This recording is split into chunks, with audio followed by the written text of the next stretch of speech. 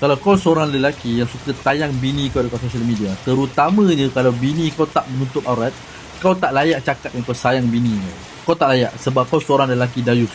Cakap sayang bini, tapi kau lucutkan kehormatan dia depan halayak ramai.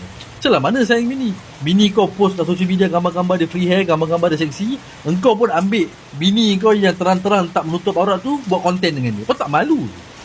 Wallet kau yang tinggal RM50 tu pun kau tak letak merata.